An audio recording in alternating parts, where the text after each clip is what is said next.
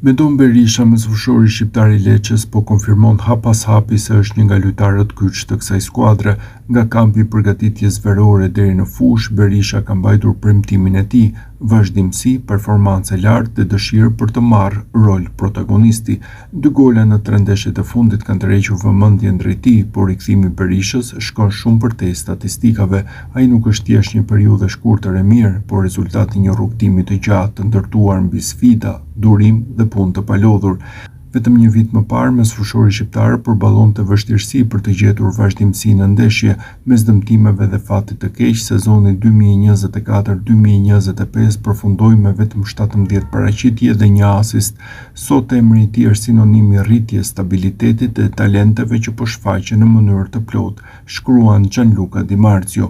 Gjatë përgatitjes verore, Berisha kishte vendosur një objektiv të qartë personal: dua të qëndroj i shëndetshëm dhe të luaj me vazhdimsi. Një frazë e thjeshtë, por që sot duket si premtim i mbajtur. Në vetëm 8 paraqitje deri më tani, mesfushori ka shënuar 2 gola dhe ka dhënë 1 asist, duke treguar se mund të jetë një pjesë kyçe e strategjisë së trajnerit Eusebio Di Francesco. Mes këtyre golave dallon dhe një goditje e lirë e bukur në humbjen 3-2 ndaj Udinezes, ku Berisha komentoi me vetbesim: "Goli, për goditjet e lira trajneri gjithmonë më kërkon të marr iniciativë." Kjo frazë pasqyron qartë besimin dhe lirinë që trajneri jep në fushë, duke lejuar lojtarin të shfaqë potencialin e tij. Trajneri i Lecces, Eusebio Di Francesco, gjithmonë ka besuar te cilësitë e Berishës dhe ka punuar për të nxjerrë në pa potencialin e tij. Trajneri më kërkon të sulmoj më shumë hapësirat dhe të hyj më shpesh në zonë, kishte shpjeguar vetë Berisha gjatë verës.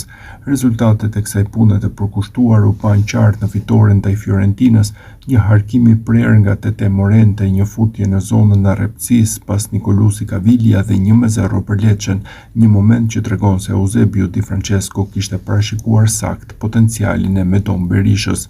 Përtej fushës, një aspekt njerëzor e bën historinë e Berishës dhe më të veçantë. "E dua Lecën, është shtëpia ime e dytë, dua njerëzit, klimën, detin", ka rrëfyer ai më herët në një intervistë, duke konfirmuar lidhjen e thellë me qytetin dhe tifozët. Kjo lidhje është forcuar dhe nga klubi me rinovimin e kontratës deri në vitin 2028, një sinjal i qartë se drejtuesit besojnë te ardhmja e tij. Me fanellën numër 10 mbi supe, një krenari që e kisha edhe kur isha fëmijë, siç ka thënë vetë, Berisha po kthen këtë besim me paraqitje solide dhe me cilësi të lartë në çdo ndeshje.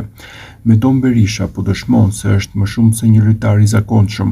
Ai është një pikë referimi për Lecën, një mesfushor që kombinon talentin, inteligjencën taktike dhe karakterin, duke qenë gjithmonë i gatshëm për të marrë përgjegjësitë e lojës dhe për të udhëhequr skuadrën drejt suksesit.